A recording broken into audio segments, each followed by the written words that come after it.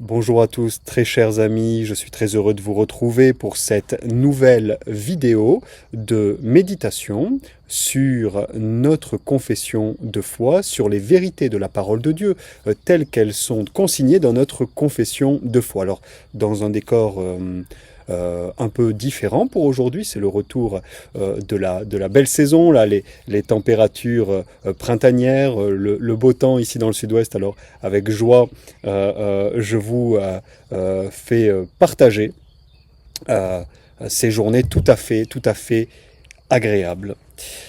Alors, nous en sommes, pour notre méditation d'aujourd'hui, au paragraphe 3, l'article 3 du chapitre 3 de notre confession de foi, que je vous lis maintenant.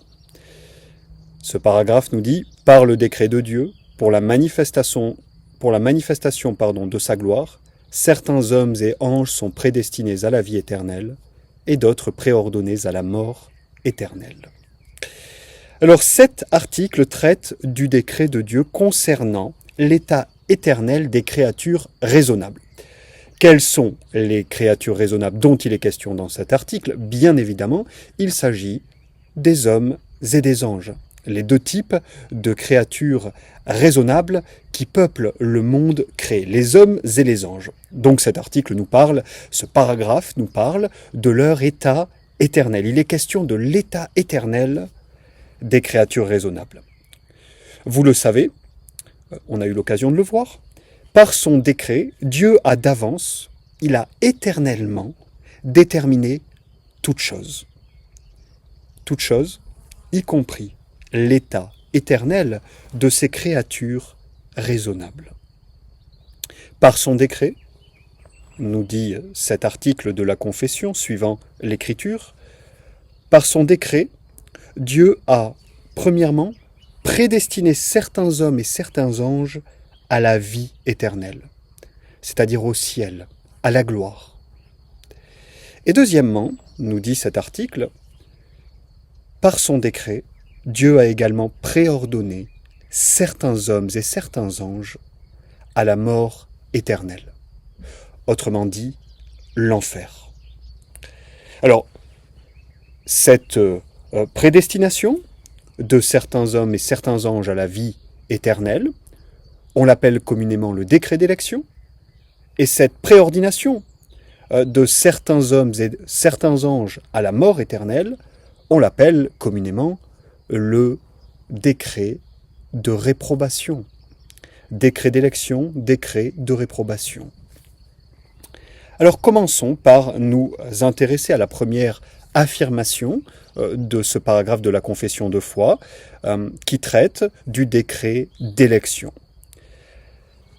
Certains hommes et anges sont prédestinés à la vie éternelle. Voilà ce que nous dit cet article de la confession de foi. Est-ce là une vérité enseignée par la Bible et par l'Écriture sainte? Ça l'est, mes amis, sans aucun doute ça l'est. Alors, on peut le vérifier à la fois pour les hommes et les anges, assez simplement, par exemple. Pour ce qui est des hommes, vous pouvez vous rendre avec moi dans l'Épître aux Éphésiens, chapitre 1, versets 4 à 6.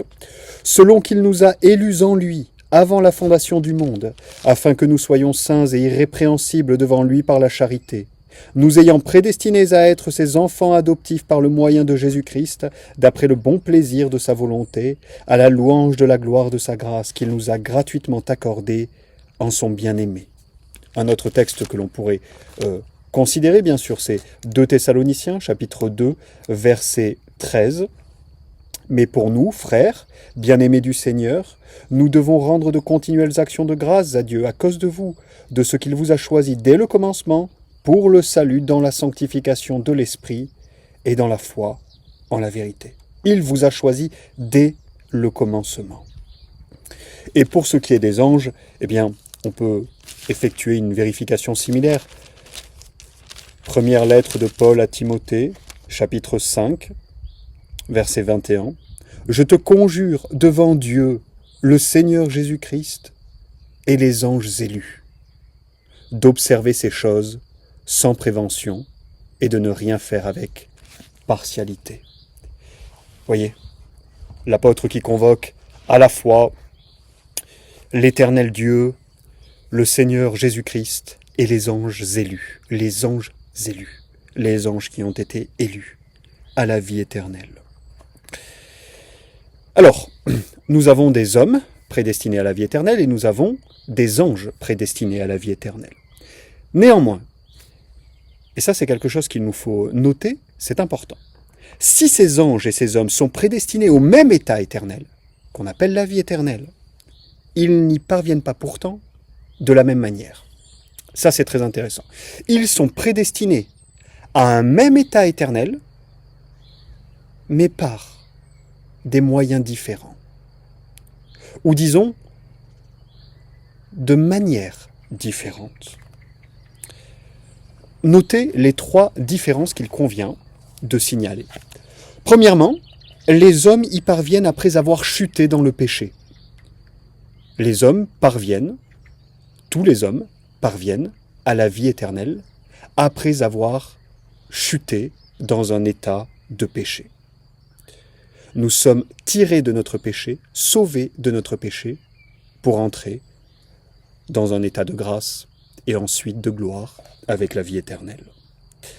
Les anges, eux, parviennent dans la vie éternelle sans jamais avoir chuté.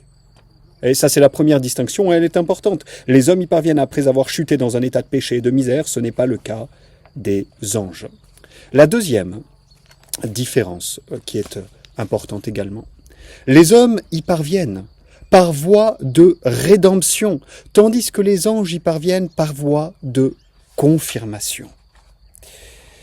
Les hommes y parviennent par voie de rédemption. Je le disais il y a quelques instants, les hommes parviennent à la vie éternelle en étant sauvés de leur état de péché et de misère dans lequel ils ont chuté depuis la transgression de l'alliance des œuvres. Les anges, eux, parviennent à la vie éternelle par voie de confirmation. Alors qu'est-ce que ça veut dire par voie de confirmation ? Eh bien ça veut dire qu'à un moment de leur existence, ils ont reçu une grâce spéciale pour les confirmer dans la sainteté. Et ils ont été dès lors incapables de chuter. À un moment de leur existence, ces anges qui sont demeurés saints, mais qui étaient, pour ainsi dire, dans un état de sainteté muable. Ils pouvaient potentiellement en déchoir. À un moment de leur existence, ils ont reçu une grâce spéciale pour les confirmer dans la sainteté. Et dès lors qu'ils ont eu reçu cette grâce, il devenait pour eux impossible de chuter et de déchoir de la sainteté. Voilà pour la deuxième différence, et vous voyez, elle est intéressante. La troisième différence, c'est que les hommes parviennent à la vie éternelle par le Christ médiateur. Nous avons lu tout à l'heure, Éphésiens chapitre 1, verset 4, c'est en lui, en Christ, que nous sommes élus. Les anges ne sont pas élus en Jésus-Christ. Autrement dit, Christ n'est pas leur médiateur, en tout cas dans le sens strict du terme. Alors, on trouvera un nombre non négligeable d'auteurs réformés qui parlent de Christ comme le médiateur des anges également.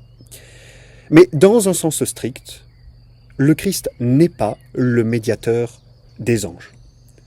Pourquoi ?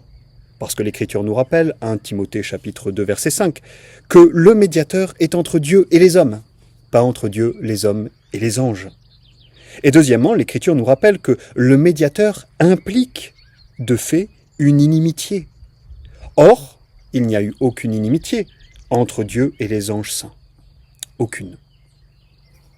On le disait tout à l'heure, ils n'ont pas basculé, eux, dans un état de péché et de misère. Ils ne sont pas devenus les ennemis de Dieu, les anges élus, les anges saints. Alors vous voyez, le décret les prédestine à la même chose, mais par des moyens différents, de diverses manières. Alors ça, c'est pour la première grande affirmation de ce paragraphe. Il est question du décret, donc d'élection, comme on l'appelle communément. Certains hommes et anges sont prédestinés à la vie éternelle. Examinons maintenant, si vous le voulez bien, c'est la deuxième partie de notre méditation, la deuxième affirmation de ce paragraphe. Et d'autres préordonnés à la mort éternelle. Pouvons-nous vérifier cela bibliquement? Est-il vrai que par le décret de Dieu, certains hommes et certains anges ont été préordonnés à la mort éternelle? Nous le pouvons, sans grande difficulté, en commençant par considérer par exemple un texte comme Romains chapitre 9 verset 22, qui nous dit « Et que dire ? Si Dieu, voulant montrer sa colère et faire connaître sa puissance, a supporté avec une grande patience les vases de colère préparés pour la perdition. » Des vases de colère préparés pour la perdition. Un autre texte que l'on peut considérer, c'est Proverbes chapitre 16, verset 4. « L'Éternel a fait toutes choses en sorte qu'elles répondent l'une à l'autre, et même le méchant pour le jour de la calamité. » L'Éternel a fait le méchant pour le jour de la calamité. Et pour ce qui est des anges, nous pouvons le vérifier également avec des textes comme Matthieu chapitre 25, verset 41. Ensuite il dira à ceux qui seront à sa gauche, « Retirez-vous de moi, maudits, et allez au feu éternel, préparé au diable et à ses anges. » Voyez, le feu éternel préparé pour le diable et pour ses anges, préordonnés par le décret à la mort éternelle. Alors ces hommes et ces anges parviennent à l'état de mort éternelle d'une manière semblable. Ils y parviennent d'une manière semblable. Nous disions que les hommes et les anges ne parvenaient pas, pour ce qui est des hommes et des anges élus, qu'ils ne parvenaient pas à la vie éternelle de la même manière.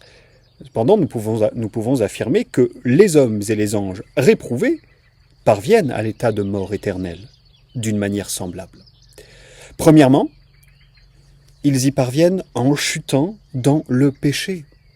Et oui, ils parviennent à l'état de mort éternelle, que ce soit les hommes et les anges, après avoir chuté.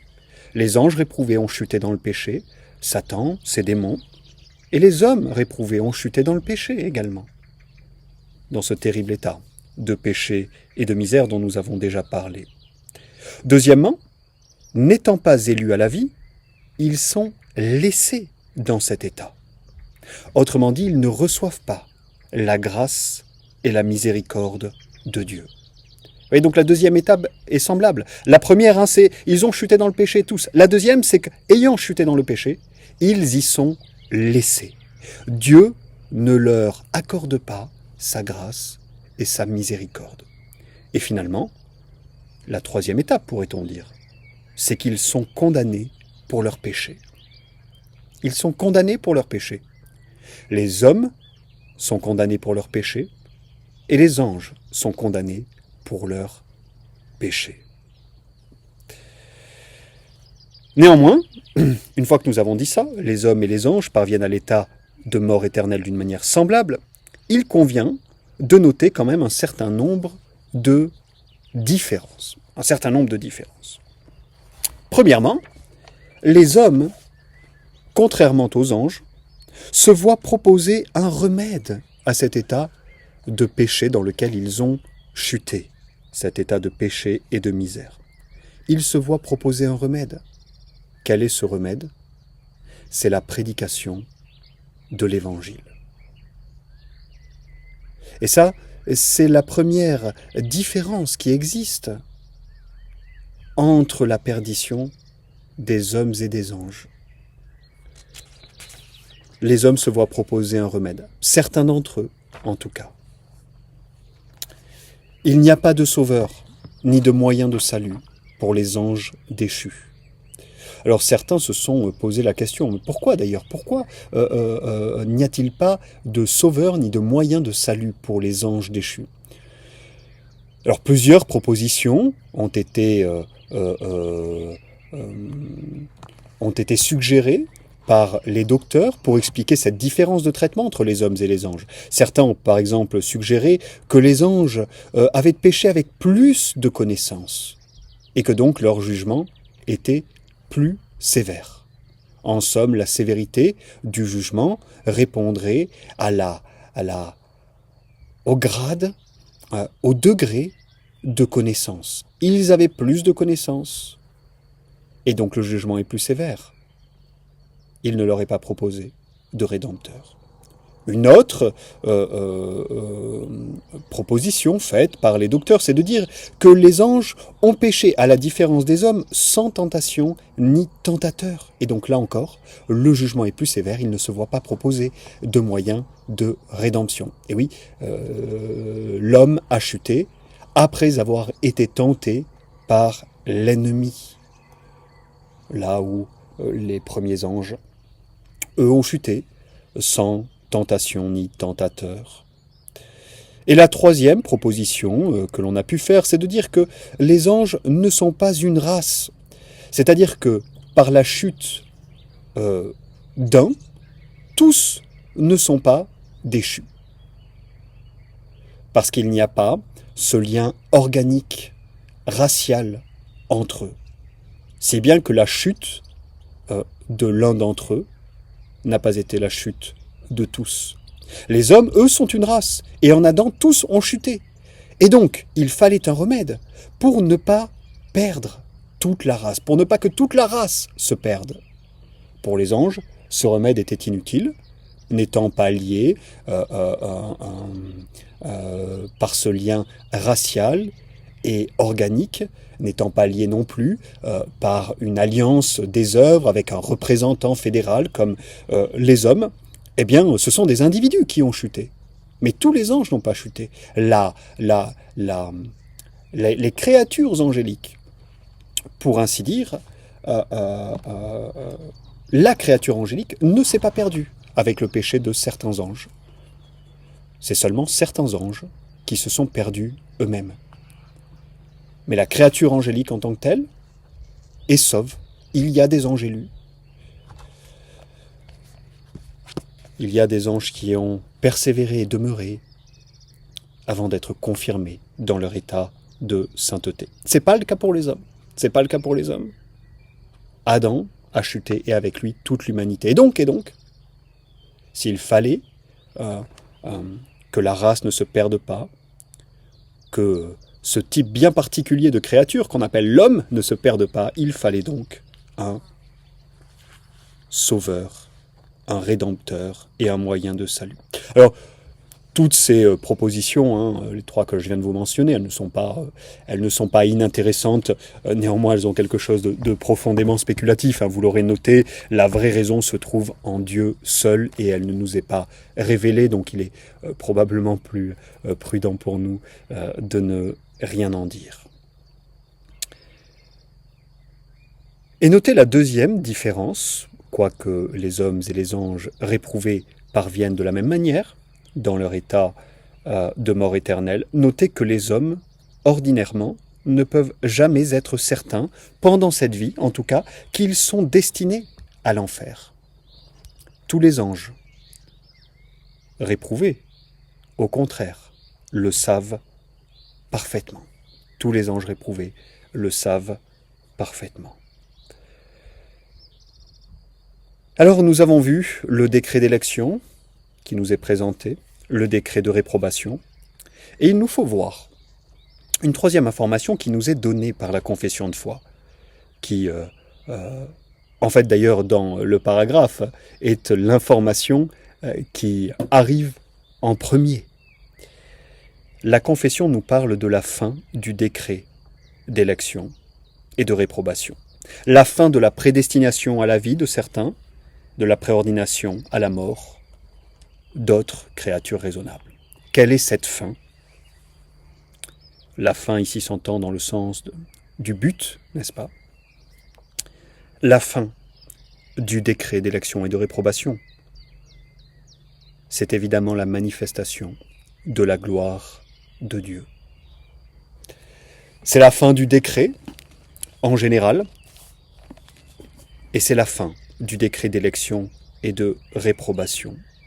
C'est ce que nous enseigne l'Écriture, Romains, chapitre 11, verset 36. « Car toutes choses sont de lui, et par lui et pour lui. À lui soit la gloire dans tous les siècles. Amen. La même chose nous est enseignée également dans la lettre que Paul écrit aux Éphésiens, au chapitre 1 et au verset 12, afin que nous servions à la louange de sa gloire, nous qui avons les premiers espérés en Christ. Il est question en particulier ici de l'élection à la vie. Voilà la fin suprême de toute chose, la gloire de Dieu, la manifestation de la gloire de Dieu.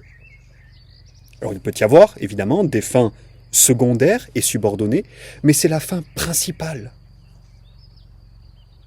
La manifestation de la gloire de Dieu. Que la gloire de l'Éternel se manifeste dans le monde créé. La manifestation de la gloire de Dieu comme seule fin suprême et absolue de toute chose, y compris l'élection et la réprobation. Et c'est très important, mes amis. Cette précision doctrinale a une grande importance pratique et pastorale. Je dirais même expérimentale dans la vie chrétienne. Parce qu'en fait, c'est la réponse à tous nos pourquoi. Pourquoi il m'arrive ceci? Pourquoi il m'arrive cela? Pourquoi Dieu a permis ceci? Ou cela? Pourquoi? À bien des égards, nos vies sont jonchées et remplies de pourquoi. Nous nous posons beaucoup de questions sur ce qui nous arrive, ce qui arrive à nos proches, ce qui arrive dans le monde. Pourquoi?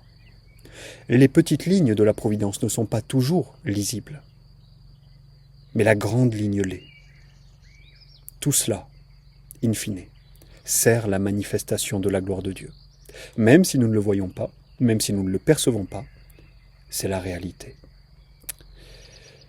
Alors voilà, mes amis, je crois ce que l'on pouvait dire à propos de ce paragraphe, le paragraphe 3 du chapitre 3, qui nous parle du décret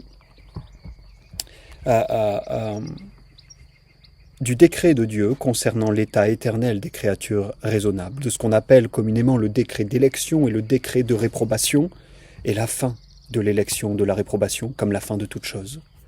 C'est la manifestation de la gloire de Dieu. Que le Seigneur nous accorde sa bénédiction pour sceller ces vérités dans notre cœur, et nous nous retrouverons bientôt, si Dieu le permet, pour une méditation sur l'article 4 de ce chapitre, sur le paragraphe 4. Que le Seigneur vous bénisse.